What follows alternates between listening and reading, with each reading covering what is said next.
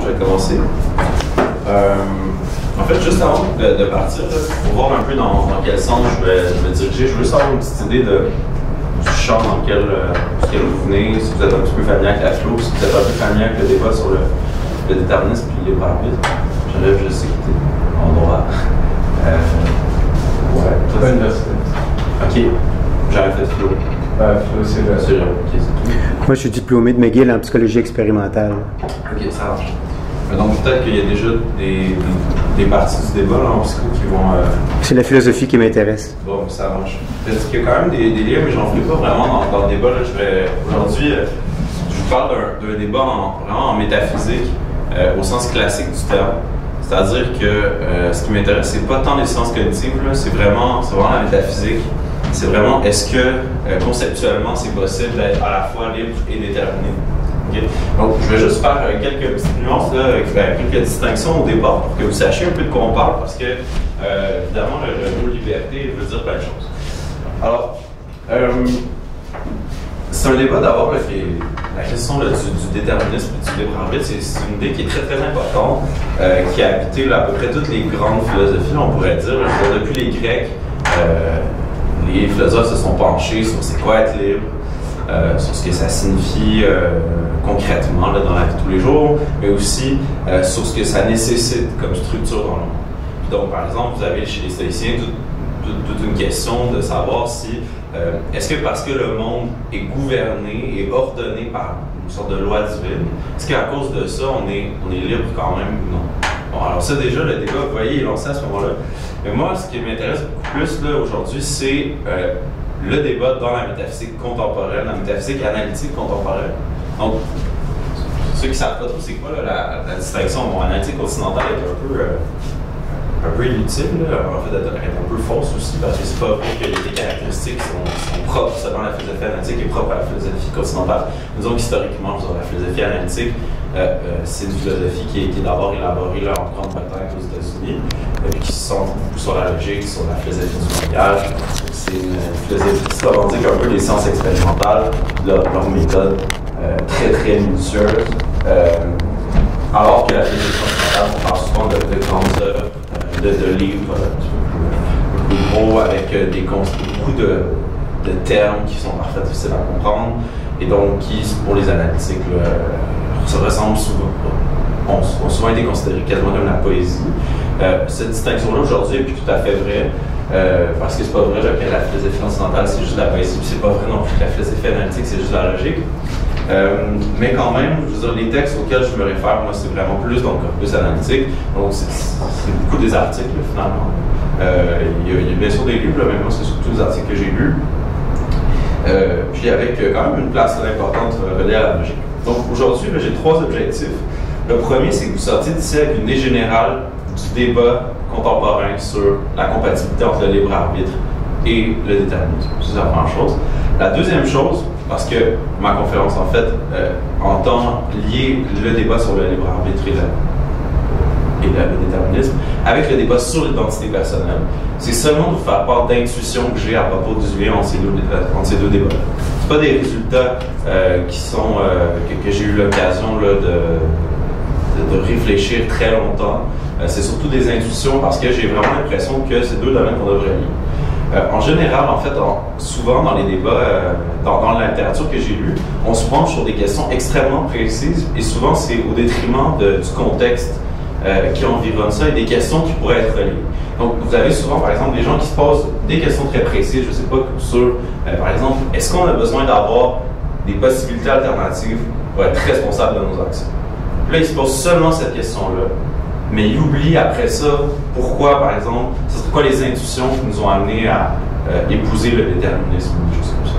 Bon, alors, c'est quelque chose de quoi j'essaie de m'éloigner un peu, là, surtout dans mon mémoire. Mais aujourd'hui aussi encore, donc l'idée de vraiment mettre les débats différents dans des petites boîtes, les séparer complètement, c'est important aussi de les relier entre eux. Puis le troisième objectif que je me suis fixé, c'est que vous puissiez, en fait, après ça, on va ça avoir un petit peu de temps à la fin, que vous puissiez exprimer vos idées préliminaires là, sur la question, puis que vous ayez envie de creuser davantage la question. Ça, c'est un peu une idée. Là. Parce que, bon, en métaphysique, souvent, un des dangers, c'est très abstrait, puis on pourrait avoir peur que les gens, après ça, ils repartent, puis ça ne change rien dans leur vie. Moi, je pense que ce débat en particulier a vraiment de bonnes raisons de faire changer certaines attitudes chez les gens, puis surtout d'ouvrir des champs d'intérêt. Bon. Alors, tout de suite, là, je me lance là, on va rentrer dans le vif du sujet. Quelques pas des définitions, mais quelques clarifications conceptuelles. Okay, on peut distinguer deux catégories de liberté traditionnellement. Les libertés politiques et les libertés métaphysiques. C'est quoi la distinction entre les deux? La liberté politique, c'est ce qu'on cherche, c'est souvent un des éléments principaux qu'un État, une institution, une organisation politique quelconque cherche à maximiser ou à favoriser d'une certaine façon. Ça pourrait être, quand on parle de liberté politique, par exemple, on peut parler évidemment de liberté d'expression, on peut parler du fait que l'État, par exemple, va laisser une sphère privée qui ne sera pas touchée à l'individu. Mais c'est vraiment un débat différent de la liberté métaphysique. Quand on parle de liberté métaphysique, la question qu'on se pose, c'est fondamentalement, dans la nature, si vous voulez, donc peu importe si l'être humain est dans une société ou non, est-ce qu'il est libre? Et là, il y a des questions sous-jacentes, parce qu'il y a plusieurs types, encore une fois, de liberté métaphysique. Ce qui m'intéresse aujourd'hui, c'est le libre arbitre. Le libre arbitre, c'est la liberté mentale. Donc, il est question de pouvoir faire des choix. Donc, si vous êtes enchaîné, il y a un sens dans lequel vous n'êtes pas libre. Donc, vous ne pouvez pas vous déplacer. Donc, votre liberté de mouvement est limitée. Mais ça n'a rien à voir avec la question du libre arbitre. La question du libre arbitre, c'est vraiment, est-ce que vous avez des possibilités différentes? Est-ce qu'à partir de vos états mentaux, il y a plusieurs voies que vous pourriez emprunter? Bon. Alors, c'est ça. Je resterai vraiment le débat à la question métaphysique. Maintenant, je veux comparer ça avec le déterminisme. Il y a trois formes de déterminisme courant, trois catégories de déterminisme, puis bon, il y en a d'autres qu'on entend souvent parler, je vais juste vous mentionner après ça quelques précisions. Donc, les trois types de déterminisme. Le premier, c'est un déterminisme nomologique. Nomologique, ça veut dire ça vient évidemment des lois. Donc, qu'est-ce qu'on veut dire par là? Ce qu'on veut dire, là, ça je vais l'écrire parce que ça va revenir. Ce qu'on veut dire, c'est que si on a les lois de la nature, okay, la conjonction, en fait, ça veut dire, je vais l'écrire, ça va être nous. Donc, si j'ai les lois de la nature et un état du monde, l'état du monde, ça veut dire l'ensemble des énoncés qui décrivent le monde à un moment particulier. Ça peut être au début, ça peut être à la création, c'est une création, ça peut être maintenant, ça ne dérange pas. Donc, si j'ai ces deux-là ensemble, ce qu'on va dire, c'est que ça va impliquer l'état du monde. En fait, on va dire ici, on va mettre un temps X, puis un temps Y. Autrement dit, ce qu'on dit, c'est que si on a l'état du monde, à n'importe quel moment, puis qu'on le met avec les lois de la nature, ces deux choses-là ensemble, ça implique en fait l'état du monde à un autre temps. Et intuitivement, c'est plus facile de le comprendre quand le temps X est avant le temps Y. Alors, c'est un petit peu comme si vous alliez en informatique. Vous avez des codes, puis là, vous mettez un input, puis là, les codes, ils travaillent sur votre input, puis ça vous donne un output. C'est un peu la même chose. C'est que vous avez vos codes, les lois, c'est dans la nature. Vous avez votre input, qui est l'état du monde à tel moment, il ressemble à ça. Puis votre output, c'est l'état du monde à un autre moment, il va ressembler à telle autre chose à cause des lois de la nature. OK? Ouais. Est-ce que la notion de temps ici est vraiment. Est-ce que c'est juste que l'un implique l'autre? Ou c'est deux moments différents en termes de temporalité? OK. La temporalité, ici, de ces temps-là, c'est pas important de savoir c'est laquelle. OK? Celle-là, elle pourrait même être après l'autre. OK? La relation d'implication, c'est vraiment une relation strictement logique. OK? C'est pas une relation causale. Ça veut juste dire si ça c'est vrai, ça c'est vrai. OK? Ça va? Bon. Donc ça, c'est le premier type de déterminisme, c'est celui qui va nous occuper. On a deux autres types, vite, là, je vous le dis. Il y a le déterminisme logique. Le déterminisme logique, c'est l'idée de dire que le principe de bivalence est vrai pour toutes les propositions, incluant les propositions concernant le futur. Ça veut dire quoi, ça? Le principe de bivalence, c'est le principe qui dit que P ou non P, c'est vrai. Okay. Bon, donc pour tout énoncé, soit il est vrai, soit il est faux. Donc, ça s'applique à tous les énoncés, y compris les énoncés qui se passent dans le futur de vos vies. Donc, je ne sais pas la question, est-ce que si mon père va mourir jeune? C'est une question qui est soumise à P ou non P. Mais la question aussi de est-ce que si mon père va prendre la décision de partir en voyage, c'est aussi soumis à P ou non P. Et donc, là, c'est un peu étrange parce que c'est comme si on se disait, ah, mais si en ce moment, c'est vrai, il y en a un des deux qui est vrai, comment est-ce que moi je peux influencer là-dessus? Je peux influencer cette question. Mais, déterminisme logique, je trouve que c'est un peu un drôle de concept, là, puis il y a moyen de montrer que c'est pas super problématique. Mais c'est pas ça qui nous intéresse. Le troisième déterminisme, c'est le déterminisme théologique. Le déterminisme théologique, dans le fond, c'est une question quand même intéressante là, dans la philo contemporaine, qui dit la chose suivante. Est-ce que c'est possible qu'il y ait un Dieu qui connaisse tout ce qu'on va faire, mais qu'on soit quand même libre? Bon, ça c'est une question qui est issue d'une longue tradition, là, qui est traitée entre autres au Moyen-Âge, mais encore une fois, on va pas s'y intéresser. Maintenant, tout ce qui est déterminisme social, déterminisme psychologique, déterminisme biologique, c'est pas qu'on entend par là, ce qu'on veut dire, c'est, mettons, déterminisme social, c'est si moi je nais si je nais dans une certaine société, dans une certaine classe, ben, je vais agir probablement d'une certaine façon ou d'une autre. Tout ça, ce sont des déterminismes qui ne sont pas totaux. C'est toujours partiel parce que même si on a une tête le déterminisme social, souvent ce qu'on va dire, c'est que la société va influencer notre façon d'agir plus tard. Mais là, quand on parle de déterminisme nomologique, c'est total. Ça veut dire, à moindre de vos actions est d'une certaine façon prévue par la machine.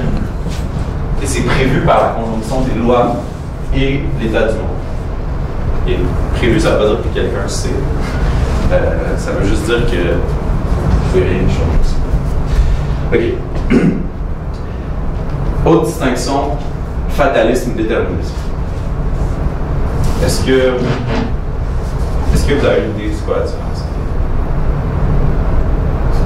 Aucune idée. Ok, c'est bon. Il y a deux choses là. Il y a une autre chose aussi que je n'ai pas écrite. Connaissez-vous ce symbole-là? Ça veut dire nécessairement. Okay. Fait que le déterminisme, en fait, c'est pas juste que les lois de la nature impliquent l'état du monde, c'est que c'est vrai aussi dans tous les mondes possibles. OK? Oui? Est-ce que ce serait possible de donner un exemple de ça? Non? Ben, un exemple de l'état du monde et les lois de la nature donnent un état du monde plus tard. Ben, je sais pas. Donc, l'état du monde en ce moment, c'est que mes neurones sont excités d'une certaine façon, puis je suis dans la pièce ici, puis il y a de l'air qui passe un peu. Les lois de la nature sont telles que la gravité, la force nucléaire forte et faible, toutes ces affaires-là. Puis au niveau atomique, ça fait en sorte que les atomes de mon cerveau vont se déplacer d'une certaine façon. Puis donc, dans 10 minutes, c'est déjà fixé, je vais être comment. Okay, fait moi, j'ai pas vraiment d'influence là-dessus. Là, ouais. Dans le fond, est-ce que ça incorpore pas le déterminisme biologique, c'est ça? Ben, c'est ça, c'est que le déterminisme social ou biologique, c'est le déterminisme partiel, qui sont juste une partie possible de la description de ça. Mais ça le déterminisme nomologique ne dit rien sur le déterminisme social ou biologique. Parce que là, je vous ai donné une description qui semble plutôt biologique. Mais le déterminisme nomologique ne dit rien a priori. Là. Ça peut être un ou l'autre, ça peut être les deux, ça peut être plusieurs choses. Ouais. Mais est-ce que ça peut s'appliquer au social, justement? Parce que là, c'est vraiment très biologique, par exemple. Ben oui, c'est ça. L'idée, c'est que ça s'applique à tout. C'est que le monde, l'état du monde, est entièrement régi par des lois de la nature, y compris le social. Et donc, l'état du monde subséquent dépend des lois et de l'état du monde initial. Ça s'applique à tout. C'est quoi la différence entre le fatalisme et le déterminisme? Le fatalisme, premièrement, soutient que c'est pas juste l'implication qui est nécessaire, c'est chacun des états du monde qui est nécessaire. OK? Ça veut dire quoi?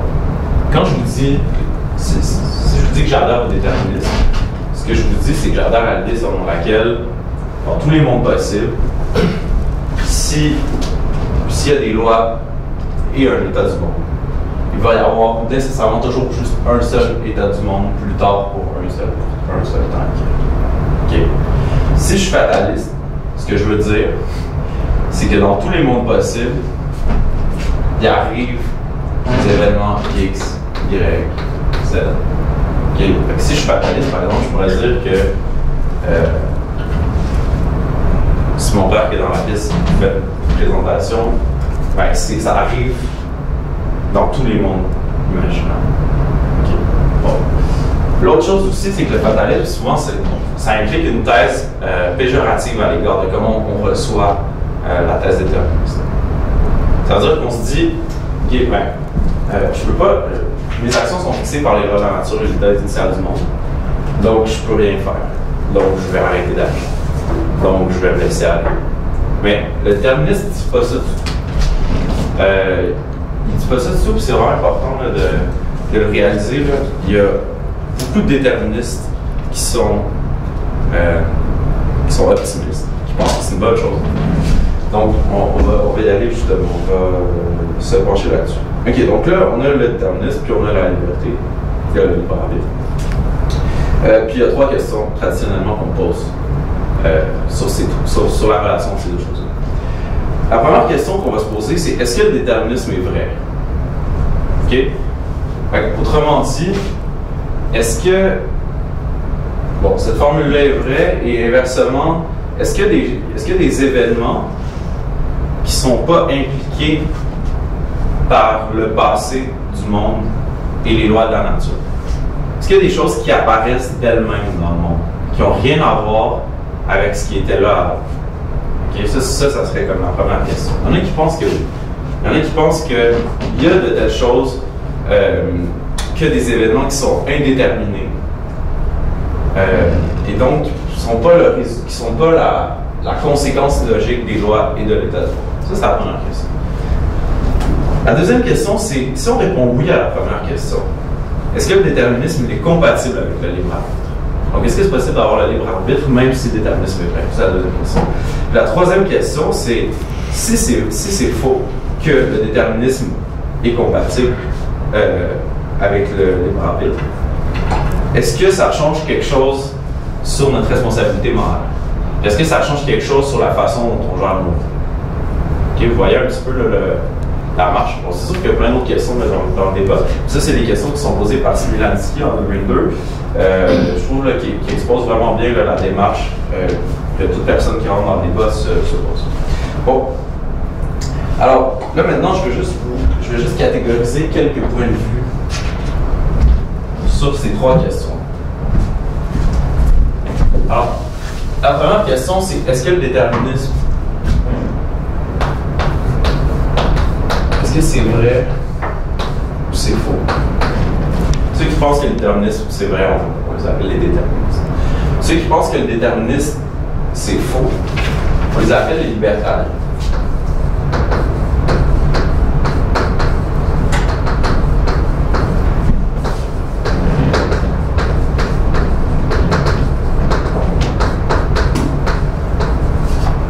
En fait, ce qui se passe, c'est qu'ils ont une position, ils adhèrent à l'indéterminisme, mais là, dans le débat, vous allez voir pourquoi on les appelle les libertariens.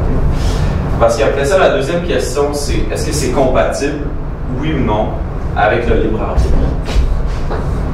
OK?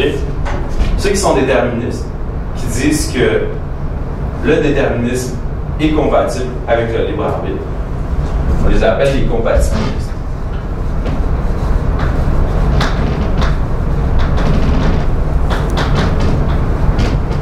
Les déterministes qui pensent que c'est incompatible, on les appelle les incompatibilistes.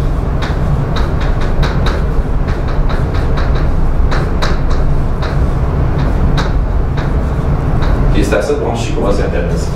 Parce que, en fait, ici, je pense que ce serait un petit peu plus. Pas juste écrire un déterministe, ça va être un petit peu plus. Parce que là, il y a une autre question après, c'est est-ce que si on est indéterministe, c'est aussi compatible avec la liberté? Je sais pas si c'est clair. Bon, on va commencer par ici. Parce que ça, il y a des auteurs qui disent le libre arbitre est incompatible avec le déterminisme. Ouais. Une question rapide, quand tu dis est-ce que le déterminisme est vrai ou faux? Ouais. Ceci sous-entend est-ce qu'elle est vraie ou faux pour notre monde et non le concept elle-même de déterminisme. Ben, en fait, le concept de déterminisme existe. Mais est-ce que pour ce monde-ci, elle s'applique au sens de est-ce qu'on peut modéliser notre monde par des principes déterministes? Oui, mais en fait. C'est juste la définition de déterminisme, dans quel contexte, je veux savoir dans quoi on applique ça. Mais c'est parce que c'est quelque chose de conceptuel, parce que ce qu'on dit quand on parle du déterminisme, on dit nécessairement les lois et l'état du monde, ça implique un état subséquent du monde.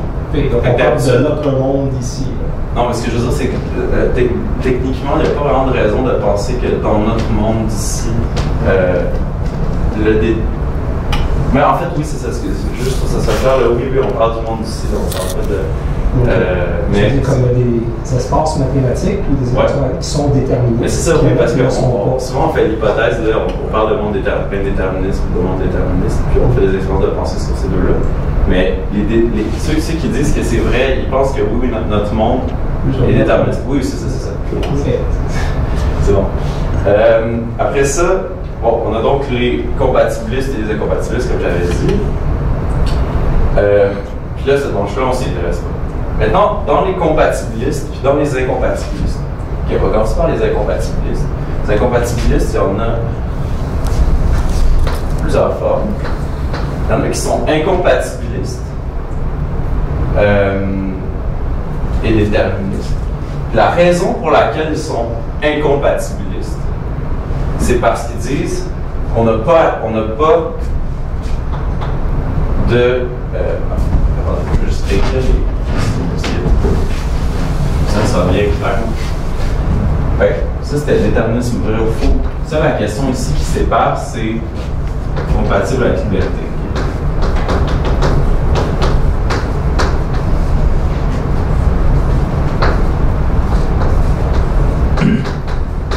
Okay. Alors, les incompatibilistes, il y en a qui disent que c'est pas compatible le déterminisme avec la liberté parce que le déterminisme nous enlève nos possibilités alternatives. OK? Donc,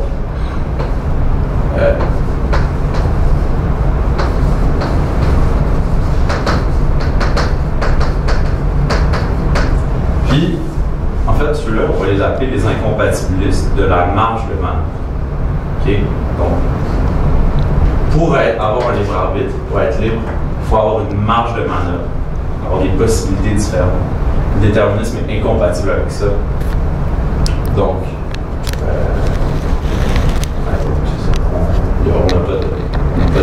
on n'a pas de liberté. OK, donc, ça ici, on va faire ça, marge de manœuvre. Là, en anglais, c'est leeway incompatibilist. Mais je vais juste écrire en marge. Les autres, on les appelle les source incompatibilism. Ceux-là disent plutôt que le déterminisme est incompatible avec le libre arbitre. Pourquoi? Parce que si le déterminisme est vrai, on ne peut pas être la source ultime de nos actions. Okay, on va voir ce que ça veut dire. C'est non-possibilité? Ouais.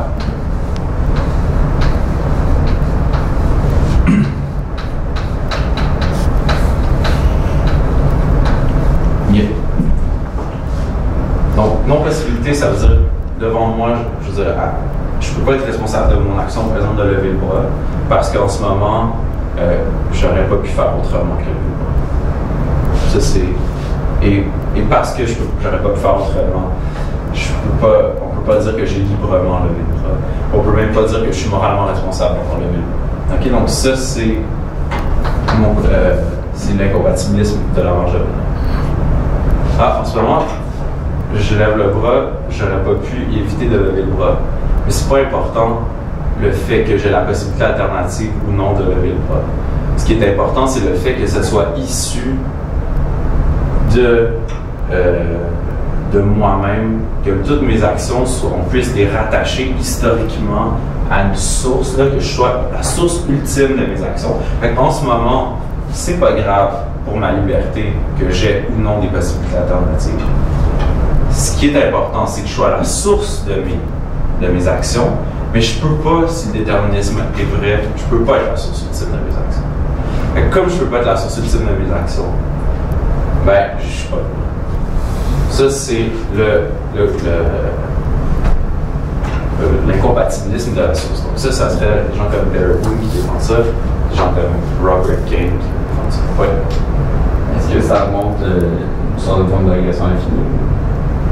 Ouais, ben c'est ça, c'est que l'argument fonctionne un petit peu comme ça. Fonctionne un peu comme ça parce que l'idée, c'est qu'en ce moment, j'ai pas de possibilité alternative. Mais pourquoi est-ce que j'en aurais eu plus une au moment où je constituais ma personnalité? J'avais pas plus de possibilités alternatives à ce moment-là. En ce sens-là, je peux jamais vraiment être la source de mes actions. Non, mais presque qu'il reste jusqu'au commencement de l'univers, du monde physique, là. J'ai l'impression que ben, étant donné qu'au fond, on est tous prédéterminés, disons, au Big Bang. Exactement. Ouais, c'est ça. Ben, c'est ça que le déterminisme dit. Le déterminisme dit que quand on. Si je sais pas, vous regardez le Big Bang, vous avez les outils pour analyser les lois de la nature et l'état du monde de façon extrêmement fine, mais techniquement, vous seriez capable de prévoir exactement dans le moindre détail tout ce qui va se passer après. Fait que oui, c'est comme fixé à l'avance. Donc, c'est fixé à l'avance, puis Barry Boone va dire, ben, je fais pas vraiment la différence entre un cas de manipulation et le déterminisme. Parce que dans les deux cas, ben, c'est comme pas moi qui décide. Alors, comment les compatibilistes répondent? Les compatibilistes, en fait, vont dire justement que le déterminisme est compatible avec le libre arbitre. Et comment ils vont dire ça? Ben, il y a plein de formes de compatibilisme. Le compatibilisme classique, c'est vraiment mal arrangé mon tableau. Je vais effacer la thèse déterministe, j'imagine. Parce que je vais peut-être la réécrire tantôt dans un amendement. Alors, les compatibilistes, je vais voir deux formes de compatibilisme. Okay? Le compatibilisme classique.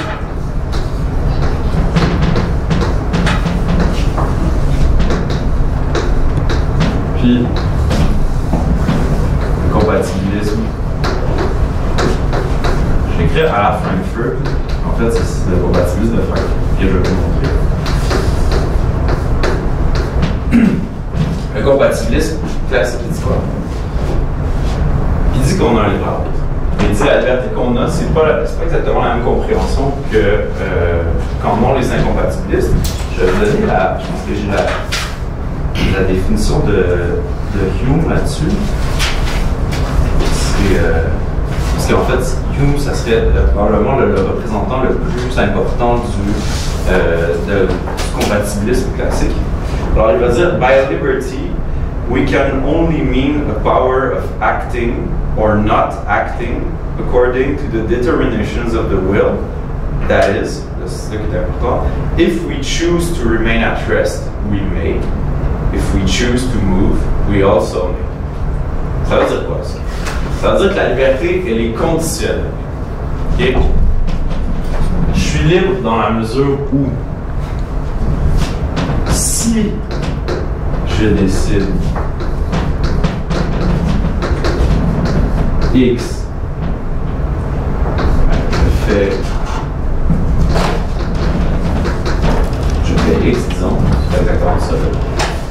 Si je décide Y, je fais Y. Okay. Donc, la question de savoir si j'aurais pu décider si j'avais pu décider autre chose, c'est pas important. Je suis libre dès qu'il y a une cohérence entre mes volontés ou mes désirs et mes actions. Okay? C'est ça la liberté pour les compatibilistes classiques.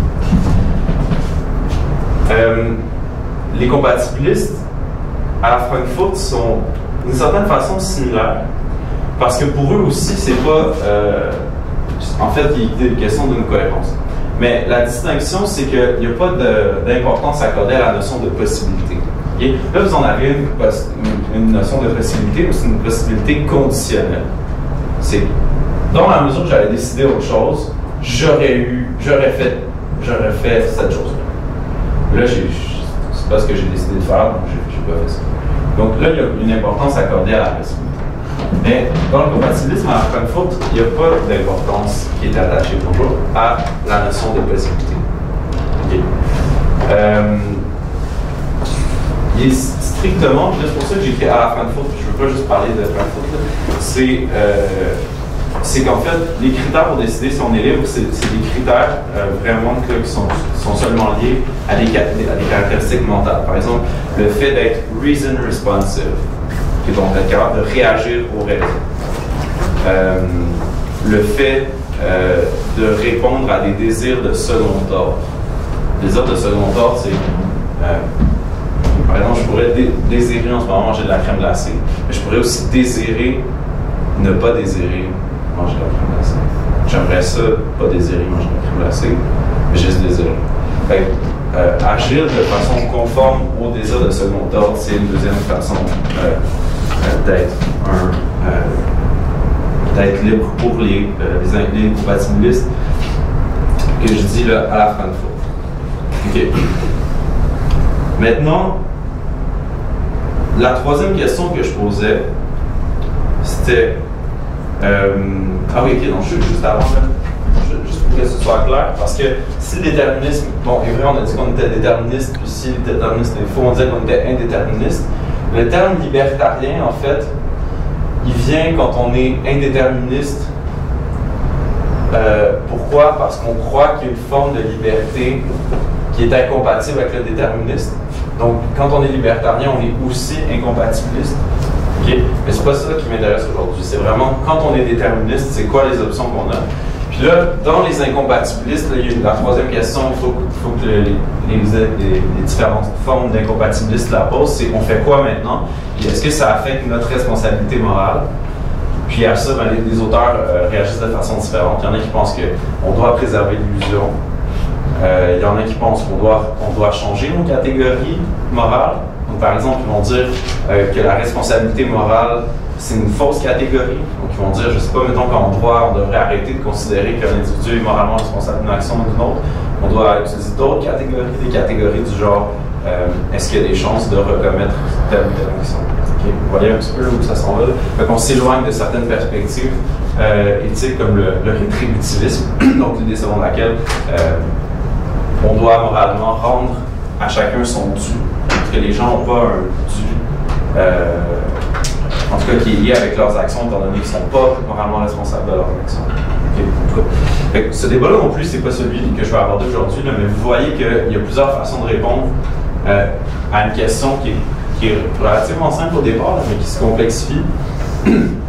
Ce que je veux que vous reteniez, c'est surtout distinction compatibiliste, incompatibiliste, puis là, marge de manœuvre, ou source, puis à la Frankfurt et classique. OK. Bon. Dans le fond, il y a deux autres expressions que vous allez voir souvent, c'est le déterminisme dur, le déterminisme doux. Le soft determinism, le hard determinism. Le hard determinism, c'est juste deux thèses là-dedans. C'est juste le déterminisme plus l'incompatibilisme. Ça, on appelle ça le hard determinism. Le soft determinism, on dit déterminisme plus compatibilisme. Le hard, c'est déterminisme et incompatibilisme. Soft, c'est déterminisme et compatibilisme. Okay. Souvent, il y a comme une connotation autour de hard determinist qui va aller plus loin, qui va dire que non seulement c'est incompatible, mais en plus, ça doit entraîner des changements. Donc, c'est rare, c'est un peu étrange d'associer le terme hard determinist à un illusionniste. Souvent, les hard determinists, on a l'impression, je pense, c'est des gens qui vont dire que ça n'existe pas la responsabilité morale, on doit se débarrasser de ces affaires-là. C'est surtout une connotation. Okay. Juste savoir, est-ce que quelqu'un peut me dire là? Ok, c'est bon. Je vais accélérer un petit peu. Mais en fait, non, c'est correct. J'ai le temps. J'aimerais. comme je vous avais dit au début, c'est qu'ils sont arrivés après. Je pense que mon objectif principal aujourd'hui, c'est que vous compreniez les distinctions que je fais. Okay? Que vous ayez une idée du débat entre compatibilisme et incompatibilisme. Puis, bon, après ça, bien sûr, j'aimerais ça vous exprimer des discussions sur le lien entre ça et le débat sur l'identité personnelle. Mais je pense vraiment que, en tout cas, Philopolis, vraiment, je pense la fonction, c'est d'introduire des gens à toutes sortes de débats qu'ils ne connaissent pas toujours. Puis, c'est vraiment ça, mon objectif. Donc, pour que ce soit très clair, ces positions-là, je vais vous donner un argument. Et la situation dialectique dans laquelle sont placés les gens qui débattent sur ce thème-là, c'est pas mal la suivante. C'est que vous avez d'un côté des compatibilistes qui se disent que c'est un faux débat, mais il y en a de moins en moins, il y en a moins qu'avant. Même qu'avant, on pensait que l'incompatibilisme, ça venait juste d'une erreur logique.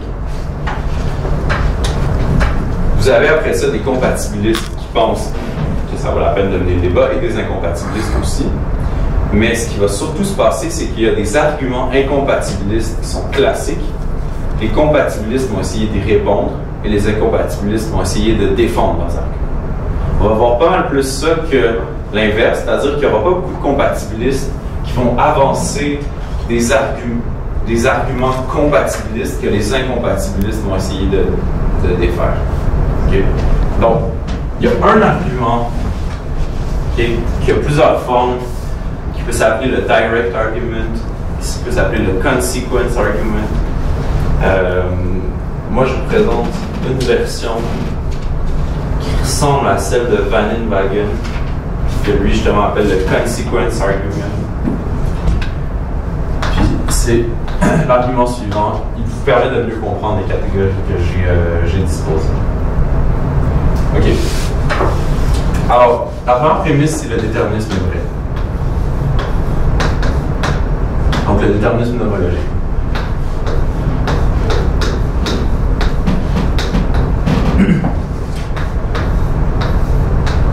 La seconde prémisse, c'est si mes actions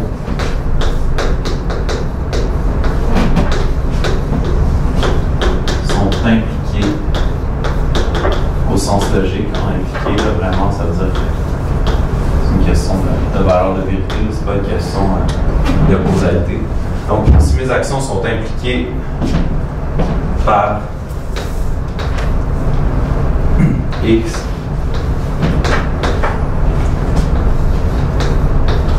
et que je n'ai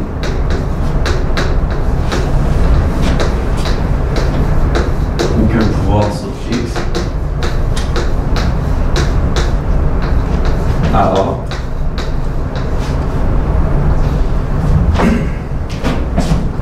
je n'ai aucun pouvoir sur mes actions.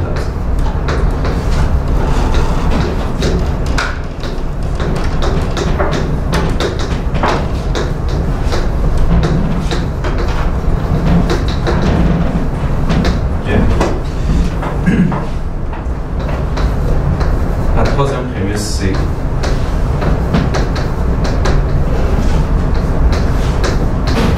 je n'ai aucun pouvoir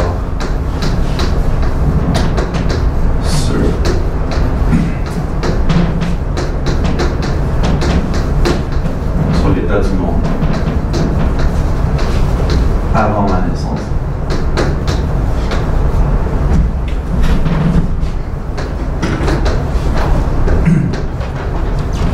Je n'ai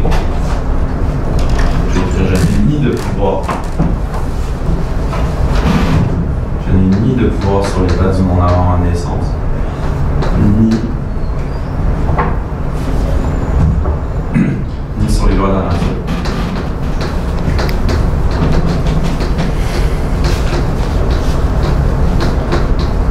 Et voilà à quoi ça s'en va.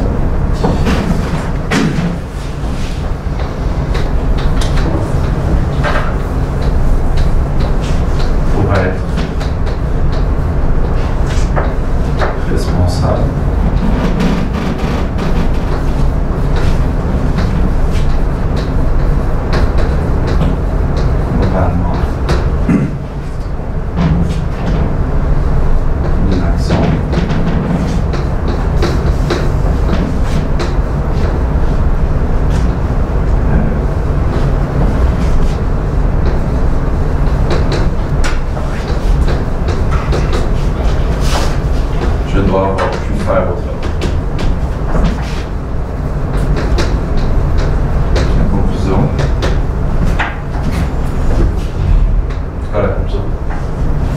responsable moral. Pardon? Pas responsable moral. C'est ça.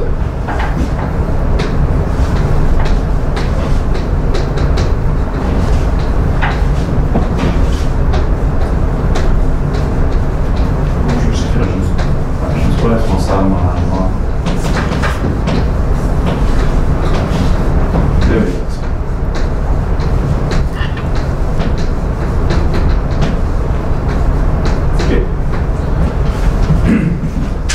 Dans le contexte.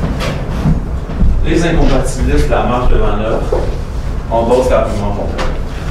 Ils sont d'accord avec tout ça. Les incompatibilistes de la source ne sont pas d'accord avec P4.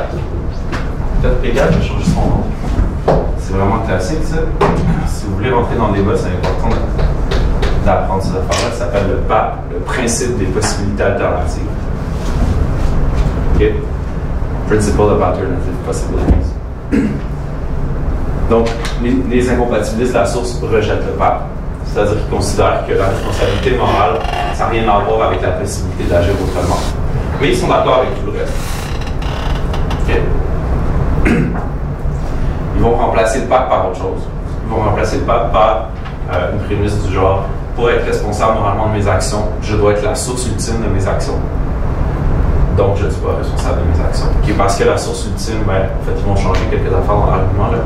Mais ça prouve, selon eux, qu'on ne peut pas être la source ultime de nos actions. Okay. Les compatibilistes à la Frankfurt, ils vont rejeter le PAP aussi. Et puis même, c'est ça qui, en fait, c'est ça qui lie les incompatibilistes de la source et les compatibilistes à la Frankfurt. Sauf que les compatibilistes à la Frankfurt, ils ne rejettent pas juste le PAP pour le remplacer par autre chose. Ils rejettent le PAP parce qu'ils considèrent qu'on est responsable de nos actions. Et les compatibilistes classiques, c'est pas le PAP qui vont changer. Donc, le PAP, en fait, ils vont lui donner une interprétation conditionnelle. Donc, ils vont dire, c'est vrai que pour être moralement responsable d'une action, je dois avoir pu faire autrement. Mais avoir pu faire autrement, ce que ça veut dire, c'est juste que, ce que je vous ai dit, ce que je vous ai lu tout à l'heure de Hume, c'est si je veux rester au repos, je reste au repos. Puis si je veux bouger, je bouge. OK? Donc, ils donnent juste une autre interprétation. Dans le fond, ce qu'ils vont dire, c'est que ils vont accepter donc le PAP sous cette interprétation-là. Puis ils vont dire, ben, sous cette interprétation-là, si on regarde cette interprétation-là de ce que ça veut dire avoir pu faire autrement ou avoir un pouvoir sur quelque chose, ben, ils vont rejeter P2. Ça, c'est des pouces. Ça va. C'est relativement.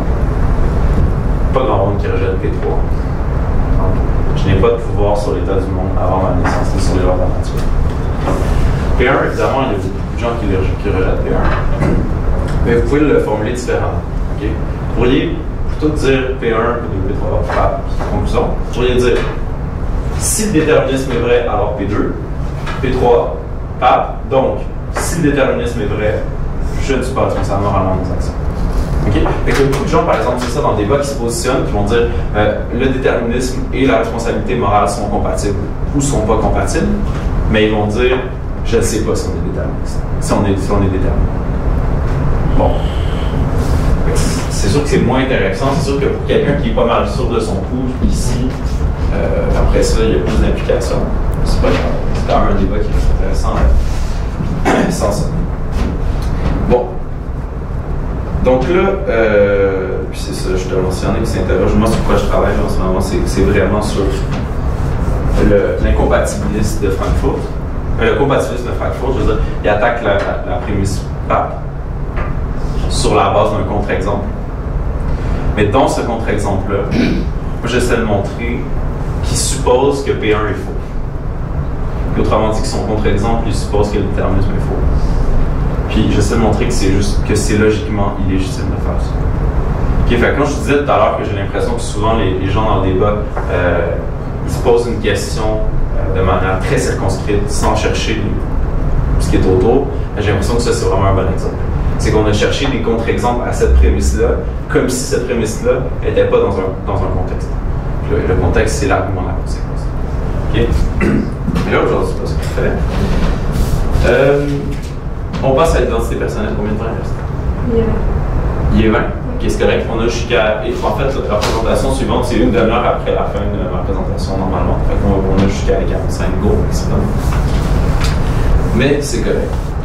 Là maintenant, je vais lier la question que je vous ai présentée à la question d'identité personnelle. Je vais essayer en tout cas de faire Alors, c'est quoi le débat sur l'identité personnelle? Est-ce qu'il y en a qui sont plus familiers avec ça? En philologie contemporaine, encore une fois. Ok, on se pose surtout 3 questions, mais je vais en ajouter une 4e, puis que je juge vraiment importante là, dans ces débats-là.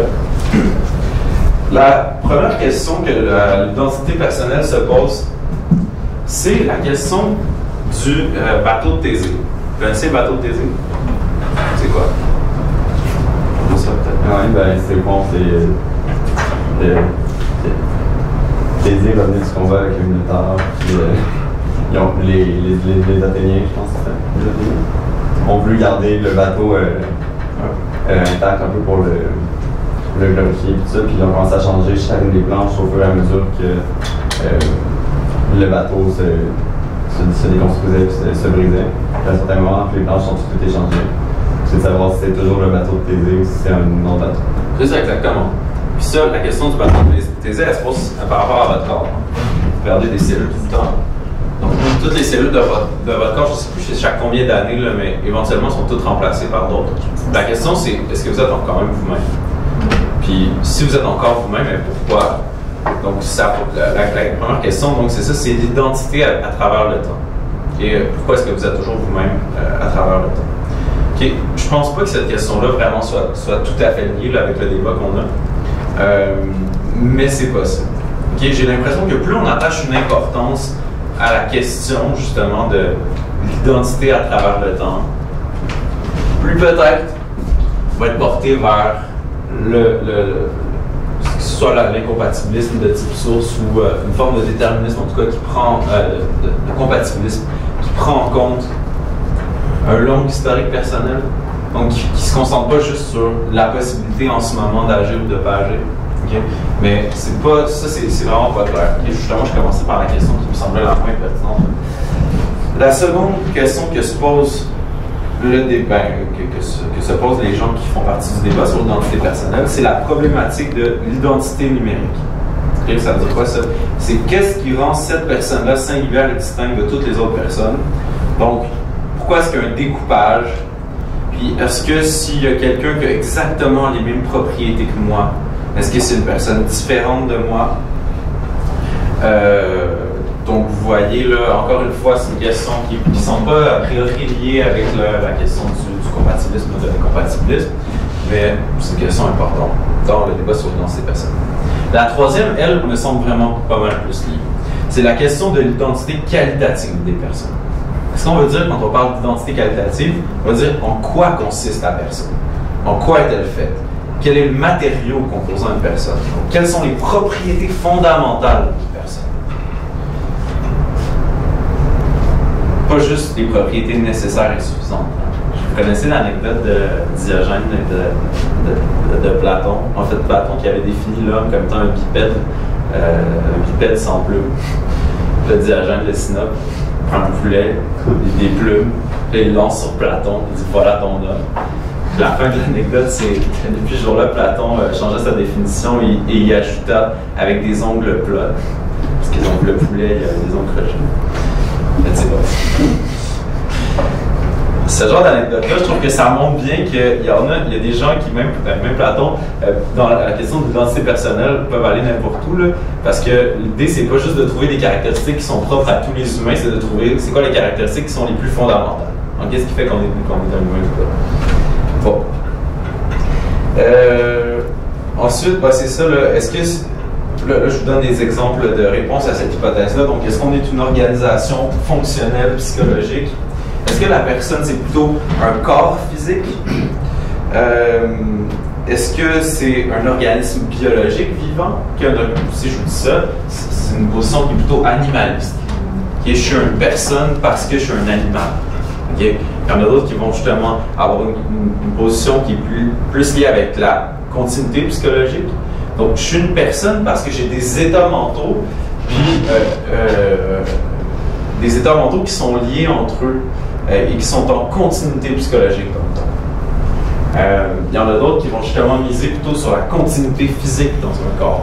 Donc, moi, je suis une personne parce que mon corps reste, il reste pas le même parce qu'évidemment, je parle des atomes, des atomes, je parle toujours des, je parle de la peau, je parle des cheveux, tout ça, mais la structure reste la même, ou en tout cas, il y a une certaine quantité de mes molécules là, qui restent les mêmes, puis c'est juste progressivement qu'on en change une partie.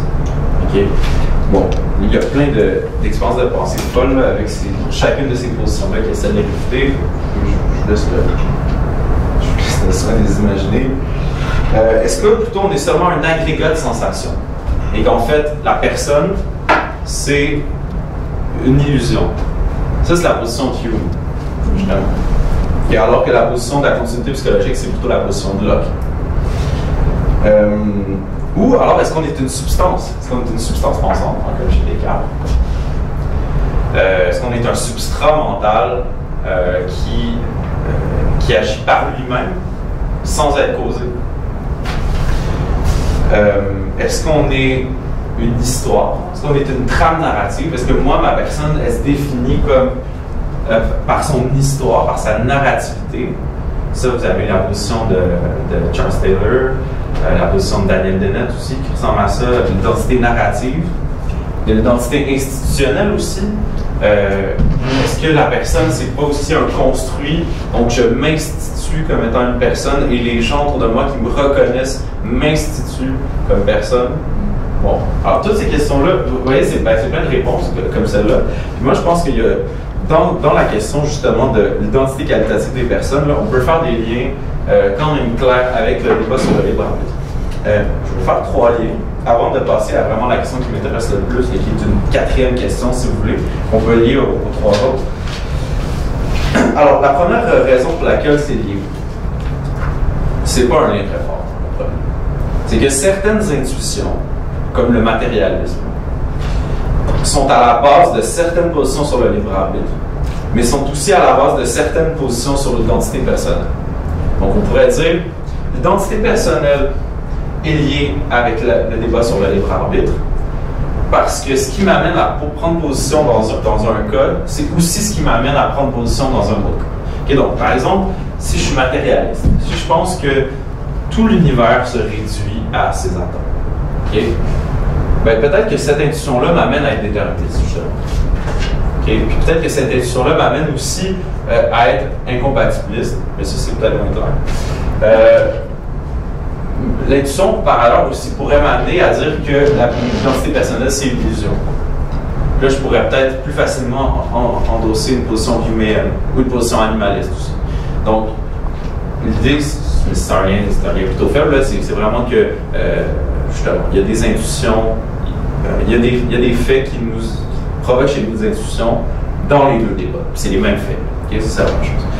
Le deuxième lien, c'est que, bon, quand on reprend le débat sur l'incompatibilisme et le compatibilisme, c'est que pour certains, le fait d'être incompatibiliste, okay? Il y en a qui se posent la question à l'envers, je ne sais pas jusqu'à quel point c'est légitime.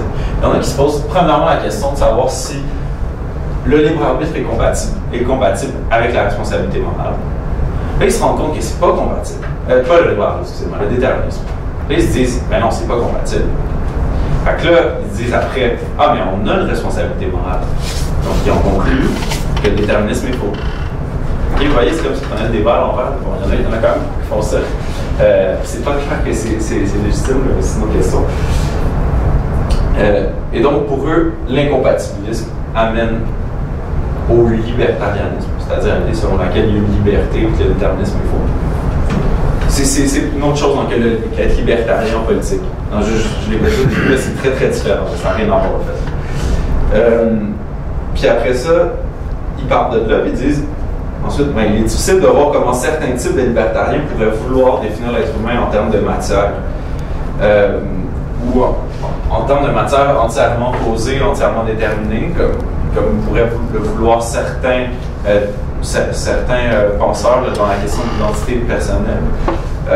Et donc, ces libertariens-là, ils sont amenés à concevoir un modèle qui permet de faire une place à la liberté qu'ils veulent. Et puis là, vous allez avoir des théories qui s'appellent les Agent Causal Theories. Puis ça, ces théories-là, ça ressemble beaucoup à... Ça fait vraiment penser à Descartes. Okay? Un substrat là, qui... c'est pas toujours une substance, là, évidemment, chez Descartes, c'est vraiment une substance qui prend des décisions, qui n'est pas causée à prendre ces décisions-là. Mais vous avez des choses similaires, même dans les débats contemporains, sur le libre arbitre des Agent Causal Theories. Vous avez vraiment un agent qui n'est pas causé à agir de telle ou telle façon. C'est comme une entité mentale, que ce soit une substance ou que ce soit quelque chose qui émerge, un agencement dans le cerveau. Mais c'est vraiment quelque chose qui est irréductible, puis qui prend des décisions par soi, qui n'est pas causé à prendre ces décisions. Okay? Et pour soutenir ce genre de théorie-là, incompatibiliste, ben, souvent ça va prendre, ou inversement, souvent ça va impliquer dans le débat sur l'identité personnelle, l'idée selon laquelle les personnes, c'est des substrats mentaux, c'est des substances mentales. Okay? Donc une réponse cartésienne à la question de l'identité personnelle. Incompatibilisme libertarien lié à la question, à la position cartésienne. Ou aux théories contemporaines qu'on peut y lier. Après ça, un troisième lien, c'est si l'identité personnelle, c'est une illusion, okay, mais qu'elle demeure utile, cette illusion-là. Je vous en ai parlé tantôt, là, il y a des incompatibilistes qui pensent quand même qu'on doit préserver l'illusion. Smilansky, c'est un exemple. S'ils pensent qu'il y a ce genre d'illusion-là utile, c'est légitime de préserver ce genre d'illusion-là. Quand ils vont arriver dans le débat sur l'identité personnelle, c'est peut-être des gens qui, justement, vont croire que l'identité personnelle, c'est quelque chose qui est illusoire. Mais c'est aussi quelque chose d'utile. Donc, ils vont avoir encore une fois la même position. Okay? Donc, vous voyez, c'est pas un lien très fort non plus, là, mais quand même, je pense qu'on peut lier d'une certaine façon les deux questions. C'est quoi notre intérêt de lier ces questions-là? Pas en particulier celle que je viens de nommer, là, mais l'identité personnelle puis la question du libre arbitre à votre avis. Aucune idée. Ouais, c'est quoi l'intérêt de ce que je présente dans la conférence? C'est quoi l'intérêt de vouloir lier deux domaines de la philosophie? De lier la question du libre arbitre puis ça de l'identité personnelle. C'est quoi? Ouais. Parce que l'identité personnelle va être déterminée par si oui ou non on considère qu'on peut avoir un libre arbitre. C'est ça, ouais. C'est ça, on pourrait dire que justement qu'on ne peut pas avoir des réponses contradictoires dans les deux. Non, c'est ça. Parce qu'il y a des liens entre les deux. Mais pourquoi? C'est parce que plus fondamentalement, il y a l'idée selon laquelle on peut peut-être ultimement être capable d'adhérer à certaines réponses dans plusieurs débats, sans adhérer à des réponses qui sont contradictoires. C'est ça l'idée. Puis donc, d'adhérer globalement à une métaphysique qui est d'une certaine façon systématique. Je veux dire, en philosophie analytique contemporaine, justement, il n'y a pas beaucoup de systèmes. Mais le problème avec le fait qu'on n'y a pas beaucoup de systèmes, c'est qu'il y a le danger d'adopter un petit peu au hasard là, des positions un peu partout dans tous les domaines, sans se poser la question s'ils sont compatibles entre elles, puis d'agir après ça dans la vie avec des positions contradictoires. Okay. Donc ça je pense que c'est fondamental. Là, justement, la dernière question que je pose dans le débat sur l'identité personnelle, je pense que c'est peut-être la question justement qui va vous paraître la plus groundée, la plus terre à terre, vraiment qui, à mon avis, le plus les deux débats. La question c'est la suivante, vous avez peut-être vu le film Across the Universe. Ouais. Je sais pas si vous vous souvenez, là, au début, avec le garçon, il a un père un peu sévère, puis il veut s'émanciper. Puis là, son père lui dit qu'il doit bien agir parce qu'on se définit par nos actions. Puis lui, il répond, mais est-ce que c'est pas plutôt nos actions qui viennent de qui on est? Okay. Vous voyez un petit peu là, la tension entre les deux. Est-ce que je dois accomplir de grandes choses pour devenir quelqu'un ou je dois agir en fonction de qui je suis? Donc, par quoi on commence dans la vie? Est-ce qu'on commence par agir pour après ça devenir quelqu'un, ou est-ce qu'on commence par se demander qui on est pour après ça agir? Évidemment, je pense que les deux mouvements sont... la réponse, c'est probablement les deux. Là, okay? Mais on peut mettre l'accent sur un ou l'autre des côtés. Puis ça c'est certain. Puis je veux dire, même juste dans le temps qu'on porte justement à ces deux activités-là, l'introspection pour savoir qui on est pour après ça agir, ou le temps qu'on passe à l'action pour se poser la question, c'est quoi la bonne action? Après avoir agi, ben là, on se dit, ah ben moi j'ai agi de telle façon, je suis cette personne-là. Donc vous voyez que c'est deux tendances très différentes. Là, on peut... ça dépend des moments de notre vie, j'imagine, mais il y a sûrement des gens là, qui naturellement sont plus portés à répondre d'une façon, puis des gens plus portés à répondre de l'autre façon. Alors moi, je veux lier ça au débat sur le libre arbitre. Je vais vous donner, en fait, à la question que je vous pose. Donc, il y a deux côtés, grosso modo, qu'on pourrait valoriser. Le premier côté va dire, ce qui compte le plus, c'est que nos actions soient issues de notre identité personnelle.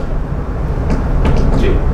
Bon, que nos actions soient cohérentes avec qui on est. Alors, moi, je pense que j'ai l'impression que si on défend ça, on a déjà un pied dans la porte pour adhérer à une forme de compatibilisme. Et ou à l'incompatibilisme de la source. Okay, pourquoi? Je vais commencer par l'incompatibilisme. En fait, ce qui se passe, c'est que le compatibiliste, en fait, il se contente, la liberté dont il se contente, c'est la liberté d'agir de façon cohérente avec qui il est. Okay? Il n'y a pas besoin d'avoir un choix qui n'est pas déterminé par le début de l'hiver. Tout ce qu'il veut vraiment, c'est que ses actions, ses décisions expriment la personne qu'il est. Okay? S'il ne se contentait pas de ça, puis si vraiment il voulait être capable de prendre des décisions qui allaient à l'encontre des lois de la nature, ben là, ce serait pas pareil. Je veux dire, il focaliserait sur un autre aspect de la question, mais là, vraiment, comme il focalise sur ce qu'il est, puis ce qu'il veut, c'est la cohérence entre ce qu'il est et ses actions, ben moi, j'ai vraiment l'impression que dans la question que je vous posais, il est pas mal plus proche de la position selon laquelle ce qui compte le plus, c'est que nos actions soient issues de notre identité personnelle. Et non que notre identité personnelle soit construite par nos actions. Okay? C'est vraiment plus sur le côté, je fais de l'introspection, je veux savoir je suis qui, et après ça, j'agis. C'est ça qui est important. Que mes actions soient cohérentes avec qui je suis. Okay? Parce que souhaiter que toutes les avenues nous soient ouvertes, là, métaphysiquement, vraiment d'avoir des possibilités alternatives, ça serait souhaiter finalement que notre identité personnelle, elle n'influe pas fondamentalement sur nos choix. Dans le fond, ce qu'on souhaiterait, c'est de se détacher de qui on est quand on prend nos décisions. Alors, je vous ai parlé de Hume tantôt, je vous ai dit qu'il défendait une position compatibiliste classique. Mais il y a deux stratégies qu'utilise Hume.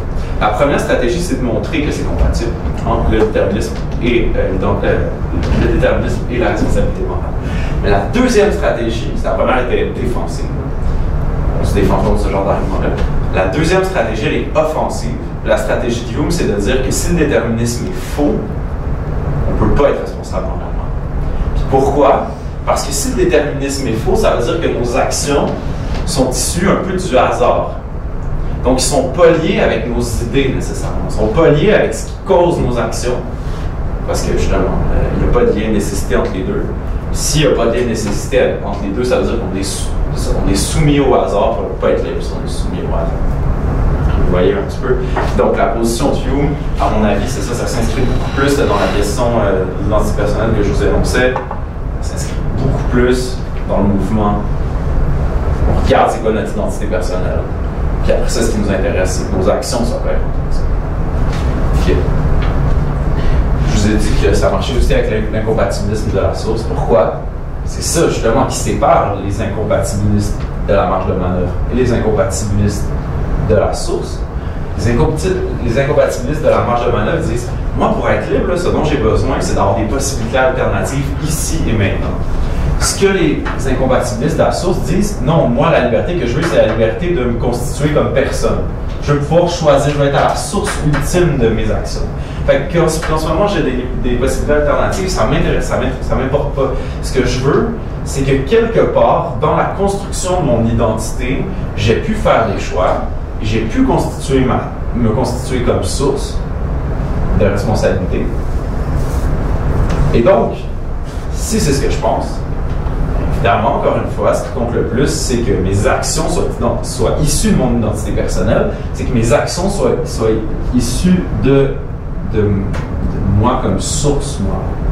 Bon.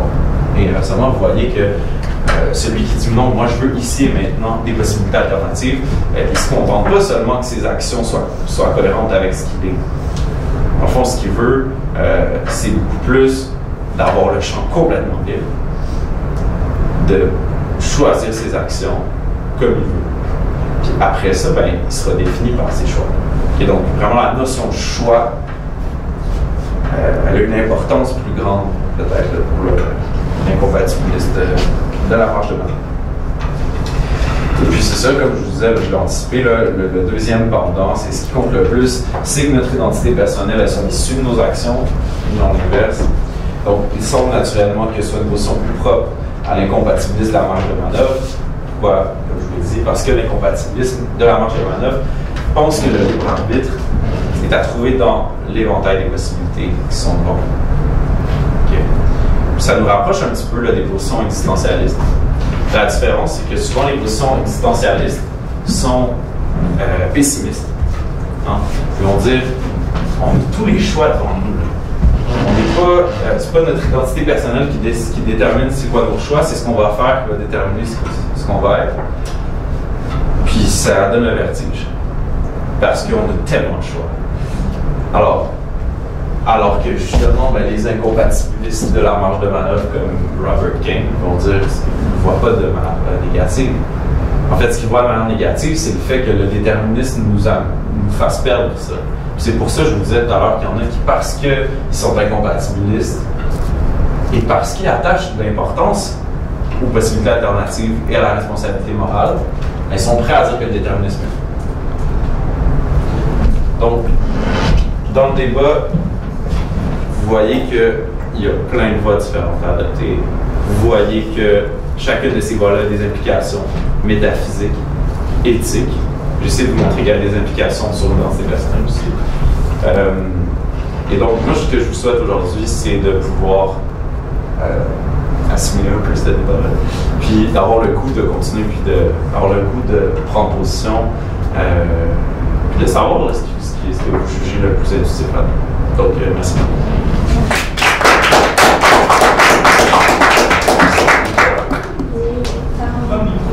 Ok, je vais prendre deux questions. Peut-être. Vous avez des questions? Oui. Ben, c'était juste une démonstration de formuler le débat, mais je voyais le lien entre l'identité et le libre arbitre. Un peu là, dans ce schéma-là, du jeu, justement, c'est comme ça. En ce moment, on se demande c'est qui le jeu qui est dans les formulations des propositions. Ouais. Ça a des influences radicales sur le reste aussi. Des prémices. À partir du moment où on se peut déterminer nécessairement, par exemple, ouais. Ben, c'est plus juste, c'est comme on de nous. Ben, en fait, l'affaire, c'est que l'argument tient toujours si, peu importe la définition du jeu, il va tenir toujours. La question qu'on peut se poser, c'est peut-être que je suis prêt à accepter certaines prémices avec certaines définitions de c'est quoi le jeu, puis d'autres avec d'autres définitions de c'est quoi le jeu. L'argument est invalide parce que j'ai utilisé le jeu pour désigner plusieurs choses différentes. Fait que ça, il y a un danger, il faudra faire un travail d'analyse pour voir si ça marche. Puis, ça. Mais oui, c'est une question intéressante. Mais ça revient au même point, tous ces débats et considérations-là, c'est tout relié à la base sur les définitions qu'on donne aux mots qu'on utilise. Ouais. C'est ça. Ben, souvent, c'est une analyse binaire. Si je définis le jeu comme étant ça, alors c'est l'implication. Si je définis le déterminisme comme étant ça, alors telle implication. Donc, effectivement, il y a une grande importance à la façon dont on définit les termes. Il y a plein d'articles. J'ai lu un article il n'y a pas longtemps, de 2008, de Van Wagen, qui est seulement sur comment est-ce qu'on devrait parler du débat.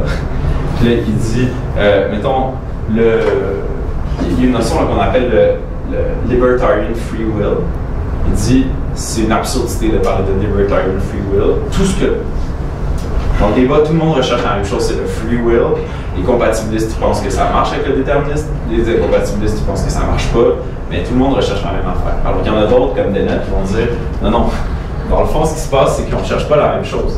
Puis il y a des free will worth wanting, puis il y en a qui ne sont pas worth wanting. Puis il y en a qui compatibilisent parce qu'ils pensent qu'on s'en fout des possibilités alternatives au sens fort. Okay? Fait, oui, c'est vraiment important la façon dont on définit les termes. Par contre, même quand on s'entend sur une définition des termes, on n'a pas tous les mêmes réponses au débat. Donc on ne peut pas réduire tout le débat à juste une question de sémantique. Je pense que tout le monde est d'accord. Est-ce qu'il y a d'autres... Dans les théories de la physique quantique, il parle aussi de la... Mettons, une réalité, toutes les réalités existent, puis nous, on a une conscience, et puis ce qu'on regarde, ça devient réel. Donc, on n'a pas beaucoup parlé, mais on a abordé au début tantôt le mot de la physique quantique, mais ça a peut-être des implications de tellement de réalités. Oui, c'est certain. Mais j'en ai pas parlé aujourd'hui, c'est pas un sujet que je connais extrêmement bien, là, mais c'est très important dans le débat. Là. Si vous voulez vous plonger dans ce débat-là, c'est un petit peu dry, là, mais ça s'appelle le Oxford Handbook of Free Will. C'est vraiment une grosse brique. Puis le deuxième chapitre est entièrement consacré à la question de l'influence de la physique quantique sur le débat. Entièrement. Parce que c'est pas clair s'il y a 101 ou pas. Parce qu'une des questions, c'est... bon, ça laisse place à de l'indéterminisme en la physique quantique. Mais est-ce que c'est le genre d'indéterminisme dont on a besoin pour avoir de la responsabilité morale? Parce que, encore une fois, je reviens à l'argument de Hume, qui est difficile d'y répondre, là, ça s'appelle le Locke argument là, en philo contemporaine. Mais c'est en quoi est-ce que le fait que quelque chose soit indéterminé, ça nous aide en quoi est-ce que ça nous aide à apporter la liberté? Est-ce que c'est pas juste du hasard? Puis si c'est du hasard, en quoi c'est mieux? C'est vraiment une question difficile à répondre, à laquelle c'est difficile. Ouais. Est-ce que dans ton mémoire, tu vas te positionner, j'imagine? Ben, je me positionne pas sur le déterminisme ou l'indéterminisme. Vraiment, ce que je fais, c'est que je me positionne contre la position de Frankfurt. Puis je me positionne aussi contre une raison pour laquelle les gens sont des incompatibilistes de la source. Parce que justement, Berenboom, qui est peut-être le représentant le plus important, qui est un incompatibiliste de la source, il est incompatibiliste de la source à cause des contre-exemples de Frankfurt ou des possibilités alternatives. Moi, je te montrer que le contre-exemple ne marche pas. Si le contre-exemple ne fonctionne pas, peut-être que les raisons qui nous amènent à penser que c'est l'incompatibilisme de la source qui est la meilleure solution, peut-être que ça nous amène justement à le rejeter. Ça, je ne sais pas encore. C'est pas la moitié des options. Ah, le contre-exemple de Frankfurt. C'est pas compliqué. Ouais, c'est quand même compliqué, puis je sais pas. Mais vous allez voir le contre-exemple de Frankfurt, c'est vraiment intéressant. Mais, ouais. Juste savoir pour toi, c'est quoi la liberté? Je trouve ça vraiment intéressant. Une des choses qui le fait en philo, c'est qu'on n'est pas obligé de sortir d'ici avec une réponse en tête. Juste le fait d'être capable de se positionner de plein de points de vue, je trouve que ça enrichit notre expérience et nos réflexions. Moi, j'adore ça, de passer d'un point de vue à l'autre. Je n'ai pas encore pris ma décision.